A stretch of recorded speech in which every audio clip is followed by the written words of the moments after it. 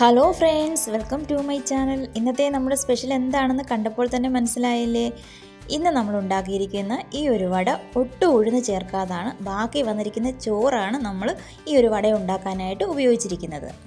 ഈ ഒരു ബൗളിന് ഒരു ബൗള് ചോറാണ് എടുത്തിരിക്കുന്നത്. നമ്മൾ ഉച്ചയ്ക്ക് ചോറ് കഴിച്ചതിൻ്റെ ബാക്കി വന്നിരിക്കുന്ന ചോറാണ് എടുത്തിരിക്കുന്നത്. ഇനി ഇതിലേക്ക് ചേർത്ത് കൊടുക്കാനായിട്ട് ഒരു വലിയ സവാള കുത്തിയരിഞ്ഞതും, ഒരു 2 പച്ചമുളകും, ചെറിയ കഷ്ണം ഇഞ്ചി കുത്തിയരിഞ്ഞതും, കുറച്ച് കറിവേപ്പിലയും കൂടിയാണ് നമ്മൾ അരിഞ്ഞു വെച്ചിരിക്കുന്നത്. ഇനി ആദ്യം തന്നെ നമുക്ക് ഈ ചോറൊന്ന് അരച്ചെടുക്കാം. ആദ്യം തന്നെ മുഴുവനും കൂടി ഇട്ട് അരയ്ക്കണ്ട.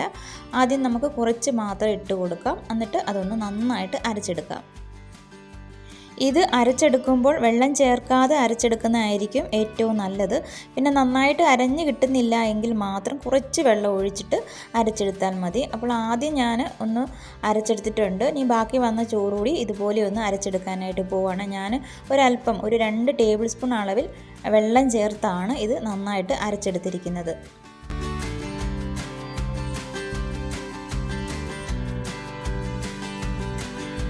ഇനി ഇതിലേക്ക് ഞാൻ ഒരു ടേബിൾ സ്പൂൺ അളവിൽ റവയാണ് ചേർത്ത് കൊടുത്തിരിക്കുന്നത്. നിങ്ങളുടെ കയ്യിൽ വറുത്ത റവയാണോ അല്ലെ വറുക്കാത്ത റവയാണോ ഏതാണോ ഉള്ളത്, വറുക്കേണ്ട ആവശ്യമൊന്നുമില്ല.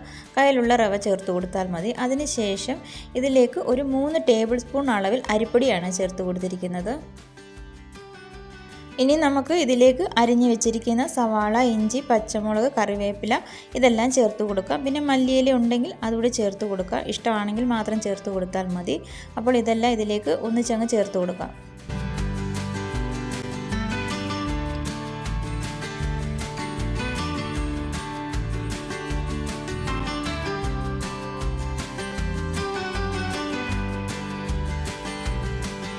ഒരു 5-6 കുരുമുളക് ചതച്ചതാണ് ഇതിലേക്ക് ചേർത്ത് കൊടുത്തിരിക്കുന്നത്. കൂടെ തന്നെ നമുക്ക് ഇതിലേക്ക് ആവശ്യത്തിനുള്ള ഉപ്പുപൊടി ചേർത്ത് കൊടുക്കുക. അത് കഴിഞ്ഞാൽ പിന്നെ നമുക്കിത് നന്നായിട്ടൊന്ന് മിക്സ് ചെയ്തെടുക്കാം. കൈകൊണ്ട് തന്നെ നന്നായിട്ട് ഒന്ന് മിക്സ് ചെയ്തെടുക്കണം. ഞാനിവിടെ വെള്ളം ഒരല്പം ചേർത്താണ് ഈ ചോറ് അരച്ചെടുത്തത്. അതുകൊണ്ടാണ് ഇതിലേക്ക് ഒരു ടേബിൾ സ്പൂൺ അളവിൽ റവ ചേർത്ത് കൊടുത്തിരിക്കുന്നത്. അപ്പോൾ ആ റവ അതിലെ വെള്ളമൊക്കെ അങ്ങ് അബ്സോർവ് ചെയ്തോളും. അതിനുശേഷം 3 ടേബിൾ സ്പൂൺ അരിപ്പൊടിയും കൂടി ചേർത്ത് കൊടുത്തുള്ളൂ. ഈ റവയും അരിപ്പൊടിയൊക്കെ ചേർത്ത് കൊടുക്കുന്നത് കൊണ്ട് ഈ ഒരു വടയ്ക്ക് നല്ലൊരു ക്രിസ്പിനെസ് കിട്ടും. ഇനിയിപ്പോൾ നന്നായിട്ട് നമ്മൾ കുഴച്ച് വെച്ചിട്ടുണ്ട്. ഇനി ഇതൊരു അരമണിക്കൂർ നമുക്കിതൊന്ന് അടച്ച് വെക്കാം. നന്നായിട്ടൊന്ന് റെസ്റ്റ് ചെയ്യാനായിട്ട് അരമണിക്കൂറെങ്കിലും ഇതുപോലെ ഒന്ന് വെച്ച് കൊടുക്കാം. ഇപ്പോൾ അരമണിക്കൂർ കഴിഞ്ഞിട്ടുണ്ട്. ഞാൻ ഇനി ഇതിലേക്ക് ഒരല്പം മഞ്ഞൾപ്പൊടിയാണ് ചേർത്ത് കൊടുക്കുന്നത്. ഇതുകൂടി ചേർത്ത് കൊടുത്ത് നന്നായിട്ട് ഒന്നുകൂടി ഒന്ന് മിക്സ് ചെയ്തെടുത്താൽ മതി. അത് കഴിഞ്ഞാൽ പിന്നെ നമുക്ക് പെട്ടെന്ന് തന്നെ വട ഉണ്ടാക്കാം. അപ്പോൾ നന്നായിട്ടൊന്ന് ഇളക്കിയെടുത്തിട്ടുണ്ട്. ഇനിയിപ്പോൾ വട ഉണ്ടാക്കുന്നതിന് മുമ്പായിട്ട് നമ്മൾ കൈ ഒന്ന് ചെറുതായിട്ടൊന്ന് നനച്ച് കൊടുക്കുക. അല്ലെങ്കിൽ ഇത് കയ്യിലൊക്കെ ഒട്ടിപ്പിടിക്കും. എന്നിട്ട് ചെറിയ ഉരുളകളാക്കി ഇതുപോലെ ഒന്ന് എടുക്കുക. അതിനുശേഷം തള്ള വിരൽ കൊണ്ട് അതിൻ്റെ നടുക്കായിട്ട് ചെറിയൊരു ഹോളിട്ട് കൊടുത്താൽ മതി. ഇനി നന്നായിട്ട് ചൂടായി നിൽക്കുന്ന എണ്ണയിലേക്ക് നമുക്കിതിട്ട് ഫ്രൈ ചെയ്തെടുക്കാം.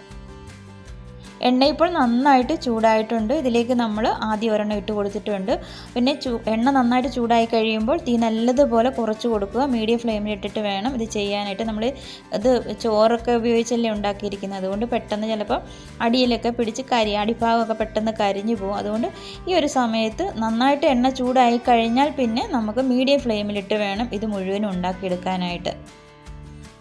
ആദ്യം ഇട്ട് കൊടുത്തത് നന്നായിട്ടൊന്ന് ഫ്രൈ ആയി വന്നിട്ടുണ്ട്. തിരിച്ചും മറിച്ചും ഒക്കെ ഇട്ട് വേണം നന്നായിട്ട് ഫ്രൈ ചെയ്തെടുക്കാനായിട്ട്. ഇപ്പോൾ കണ്ടോ, നല്ല അടിപൊളി വടയല്ലേ? ഇത് കണ്ടാൽ പറയുമോ ചോറ് ഉപയോഗിച്ചിട്ടാണ് ഉണ്ടാക്കിയിരിക്കുന്നത്. നമ്മൾ ഉഴുന്നുവട എങ്ങനെയാണോ ഉണ്ടാക്കുന്നത് അതേപോലെ തന്നെയാണ് ഈ ഒരു വടയുടെ ടേസ്റ്റും. അതേപോലെ തന്നെ കണ്ടാൽ പറയത്തില്ല ഇത് ചോറ് ഉപയോഗിച്ചിട്ടാണ് ഉണ്ടാക്കിയിരിക്കുന്നതെന്ന്. ഇനി രണ്ടാമത് ഒന്നുകൂടി ഇട്ട് കൊടുത്തിട്ടുണ്ട്. പിന്നെ നിങ്ങളിത് ഇട്ട് കൊടുത്തതിന് ശേഷം ഉടനെ തന്നെ മറിച്ചിടരുത്. അതിൻ്റെ അടിഭാഗം ഒന്ന് നന്നായിട്ടൊന്ന് ഫ്രൈ ആയി വരട്ടെ. അതിന് ശേഷം വേണം മറിച്ചിടാനായിട്ട്. ഇതുപോലെ തന്നെ നമുക്ക് ബാക്കിയുള്ളതും കൂടി ഒന്ന് ഉണ്ടാക്കിയെടുക്കാം. വളരെ എളുപ്പമല്ലേ ഇത് തയ്യാറാക്കാനായിട്ട്. സാധാരണ നമ്മൾ ഉഴുന്നുവട ഉണ്ടാക്കുമ്പോൾ ഉഴുന്ന് നേരത്തെ കുതിർക്കാനായിട്ട് ഇട്ട് കൊടുക്കണം. പിന്നെ അത് നന്നായിട്ട് അരച്ചെടുക്കണം. ഇതാകുമ്പോൾ അങ്ങനെയുള്ള ഒരു ബുദ്ധിമുട്ടൊന്നുമില്ല. ചോറ് അല്പം ബാക്കിയുണ്ടെങ്കിൽ പെട്ടെന്ന് നമുക്ക് ഉണ്ടാക്കിയെടുക്കാൻ പറ്റുന്നതാണ്.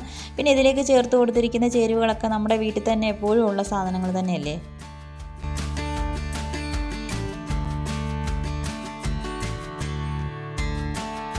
ഇത് നമ്മൾ എണ്ണയിലേക്ക് ഇട്ട് കൊടുക്കുന്ന സമയത്ത് ഒന്നിച്ചിട്ട് കൊടുക്കാതിരിക്കുക. ആദ്യം ഒരെണ്ണം ഇട്ട് അതൊന്ന് ചെറുതായിട്ട് മുരിഞ്ഞ് വന്നതിന് ശേഷം രണ്ടാമത് നമ്മൾ ഇട്ട് കൊടുക്കാവുള്ളൂ. കാര്യം നമ്മളിത് ചോറ് കൊണ്ടാണ് ഉണ്ടാക്കിയിരിക്കുന്നത്.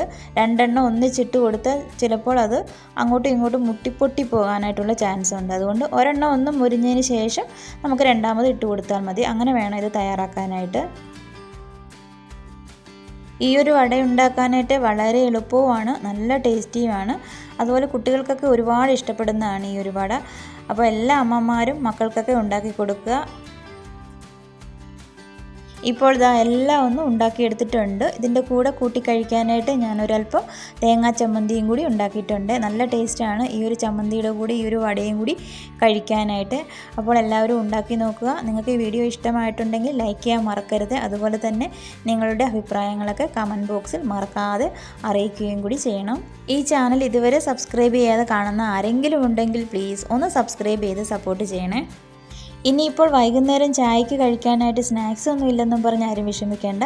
ചോറ് ബാക്കി ഇരിപ്പുണ്ടെങ്കിൽ പെട്ടെന്ന് തന്നെ പോയി ഉണ്ടാക്കിക്കോളൂ.